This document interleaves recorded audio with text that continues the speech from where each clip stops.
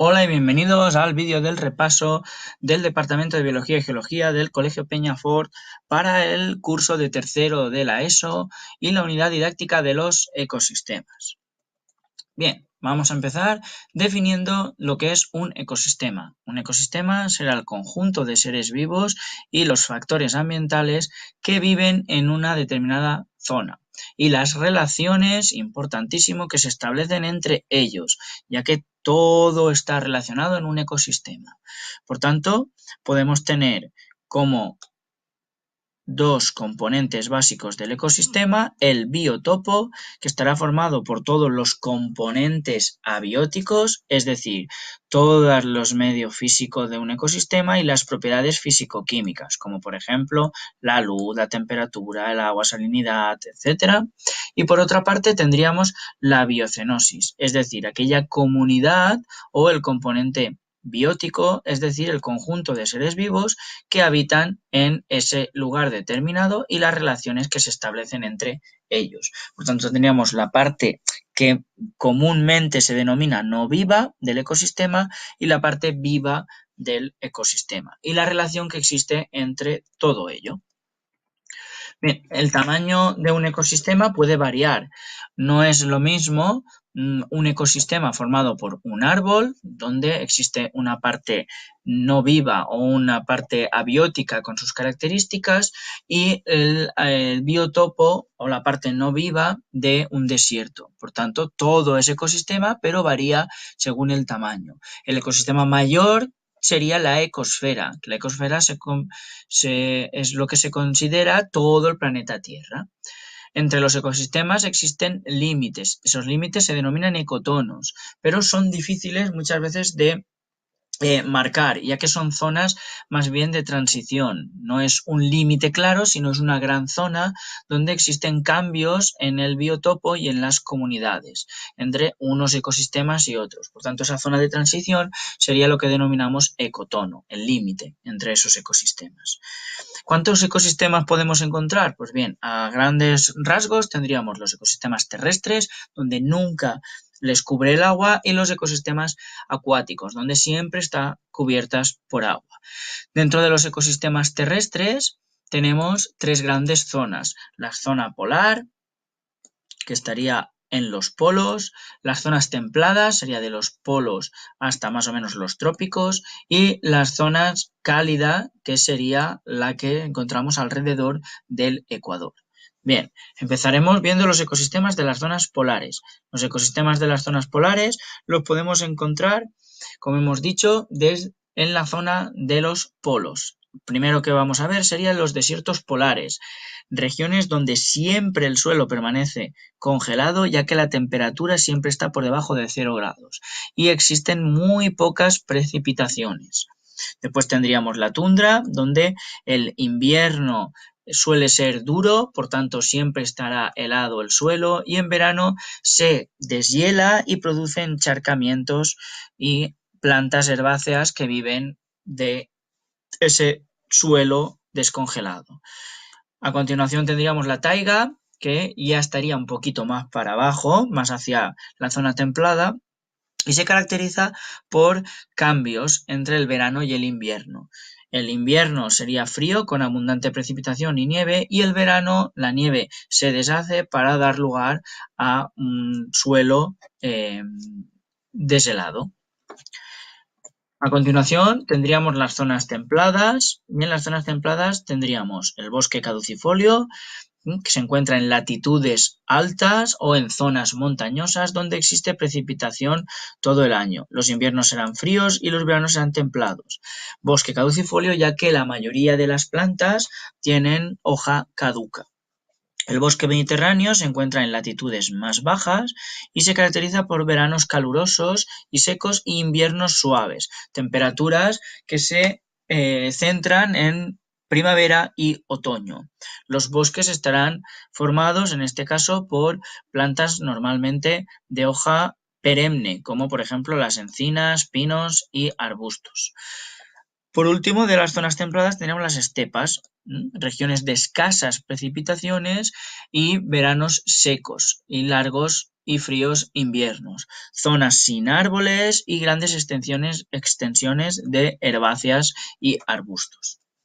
En las zonas cálidas tendríamos los desiertos cálidos con gran cambio de temperatura entre el día y la noche y extremadamente seco, donde no existen casi precipitaciones. La pluviosidad, por tanto, será muy baja y las plantas tendrán que estar adaptadas a esa baja pluviosidad. Por otro lado, tendríamos la sabana, que serán regiones con larga estación seca y otra húmeda de menor duración con precipitaciones irregulares y temperaturas altas durante todo el año. Por tanto, tendremos extensiones de gramíneas y algún árbol disperso como las acacias.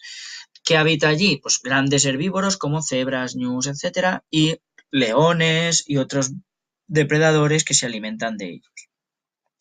Por otro lado, tendremos en las zonas más ecuatoriales la selva ecuatorial, que al estar próximo al Ecuador se evapora fácilmente el agua y por tanto existen lluvias abundantes durante todo el año y altas temperaturas. Y por otro lado, el bosque tropical con áreas con influencias monzónicas, es decir, zonas de estaciones muy húmedas y otra cálida. En cuanto a los ecosistemas acuáticos, como hemos dicho, predomina el agua, por tanto podemos encontrarlo tanto en continentes como en océanos. ¿Qué factores influyen en estos ecosistemas? Pues bien, la cantidad de luz. Este factor influye sobre todo en los productores. Si no tenemos luz no podemos producir. Estará muy relacionado con la turbidez del agua y con la profundidad. A mayor turbidez y mayor profundidad, menos cantidad de luz. Y tendríamos otro factor abiótico, que es la presión, que también es muy importante en los organismos acuáticos, ya que cuanto más profundidad, mayor presión del agua.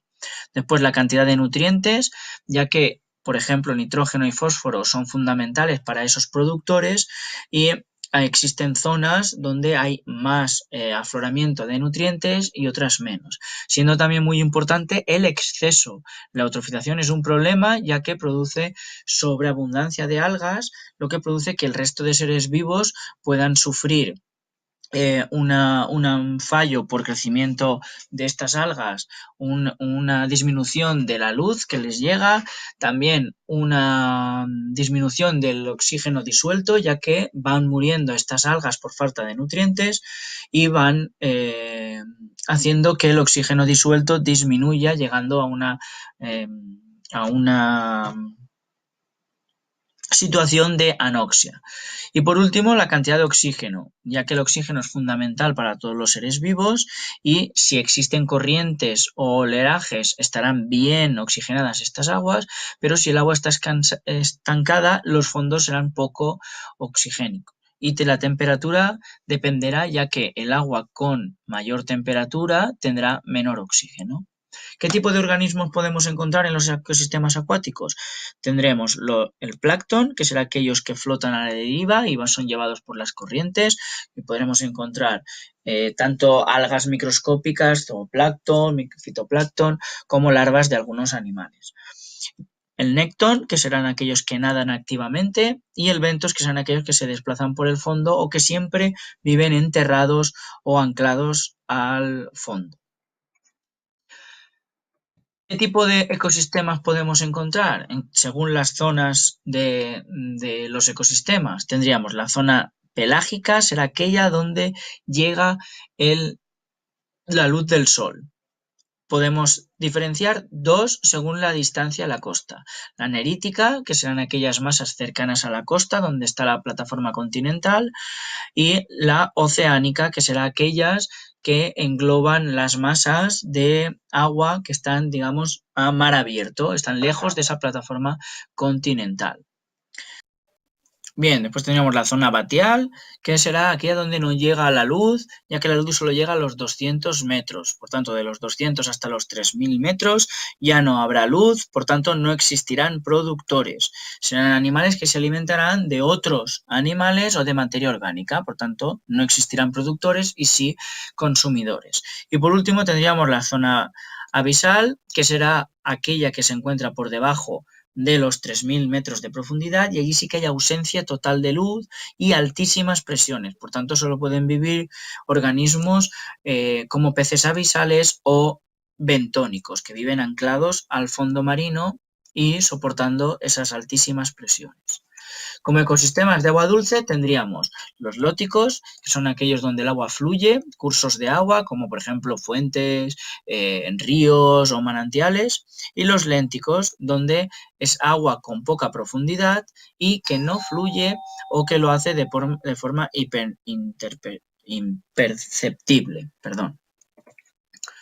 El suelo también se caracteriza por tener un ecosistema, lo que se denomina ecosistema oculto. ¿Por qué es un ecosistema? Porque el suelo también tiene una biocenosis y tendrá un biotopo asociado. La biocenosis serán todos aquellos organismos que viven asociados a él y el biotopo serán todos aquellos componentes como pueden ser el tipo de suelo, el agua, aire y las condiciones que tienen como temperatura, humedad, etc. ¿Cómo se forma un suelo? Bien, la estructura del suelo se forma al principio de la roca madre que se va descomponiendo por medio de factores como por ejemplo el agua o el viento. A partir de esos pequeños sedimentos que se van descomponiendo, entrarán pequeños organismos como los hongos o los líquenes y algunas bacterias que lo que harán será empezar a descomponer esas rocas junto con el resto de agentes meteorológicos para ir formando ya algo de suelo con algo de nutrientes disponibles para que puedan acceder las plantas herbáceas y con la ayuda de las raíces ir formando el verdadero suelo en el que ya podrán vivir árboles y organismos como lombrices que irán haciéndolo más poroso.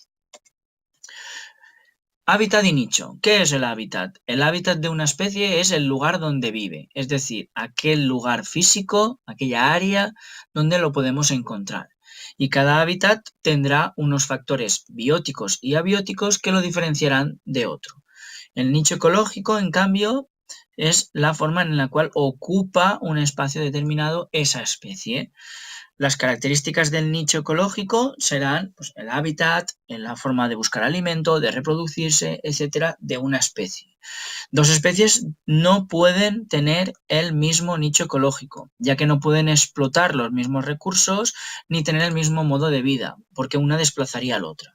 El ejemplo de el águila, que es una especie diurna, depredadora, que habita en nuestros bosques y en cambio tendrá un nicho diferente que la lechuza, que en cambio es nocturna y por tanto el nicho, porque la forma de extraer esos recursos es diferente, ya que uno lo utiliza durante el día y la otra durante la noche. El hábitat es el mismo, pero el nicho es diferente.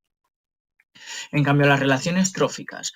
Las relaciones tróficas que podemos encontrar entre los seres vivos serán por la forma de obtener alimento, los productores, es decir, serán aquellos organismos autótrofos que obtienen su propia materia orgánica a partir de la energía solar y la materia inorgánica, y serán aquellos que introducirán el flujo de materia y energía en los ecosistemas. Después tendremos los consumidores, que serán heterótrofos, ya que se alimentan de la materia orgánica obtenida por esos productores. Consumidores podemos obtener primarios, que se alimentarán de productores, de esos autótrofos, por tanto serán herbívoros. Después consumidores secundarios, que se alimentarán de esos herbívoros, de los productores primarios. Y los consumidores terciarios, que serán grandes depredadores que se alimentarán tanto de los consumidores primarios como de los secundarios. Y por último tendremos los descomponedores, que son los que cierran el ciclo en cualquier ecosistema, ya que son heterótrofos que lo que hacen es alimentarse de otros restos orgánicos para transformar esa materia orgánica en inorgánica y devolverla para que sea disponible para los productores, para los autótrofos. En cuanto a las relaciones alimentarias de un ecosistema, podemos tener las cadenas tróficas, que serán una secuencia simple unidas por flechas.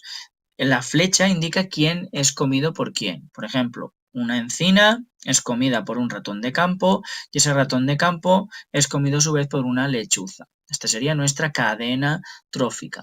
Y la red serían aquellas relaciones mucho más complejas donde cada especie puede ser comida a su vez por varios organismos, existiendo multitud de interconexiones. Por último, tendremos las relaciones intra y interespecíficas. Las intraespecíficas serían aquellas donde existen relaciones entre diferentes individuos, pero de una misma población, es decir, entre la misma especie, lo que se denominan asociaciones.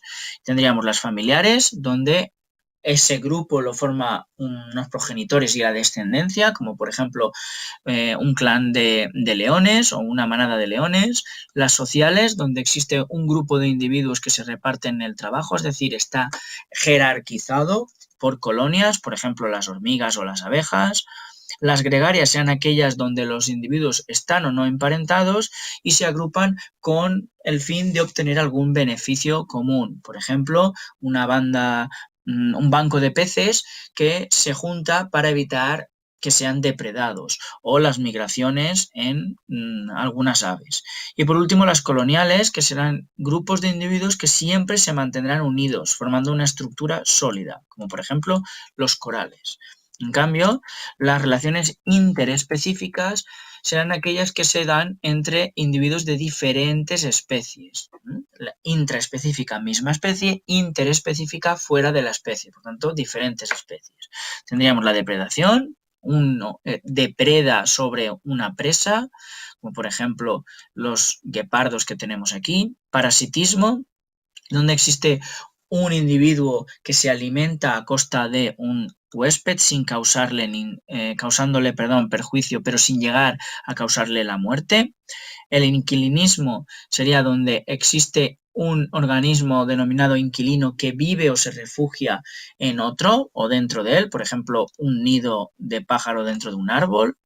Después tendríamos el comensalismo, que sería donde un individuo se beneficia de la actividad de otros sin causarle ningún perjuicio, como por ejemplo el caso de las palomas, que obtienen alimento del ser humano sin causarle ningún perjuicio.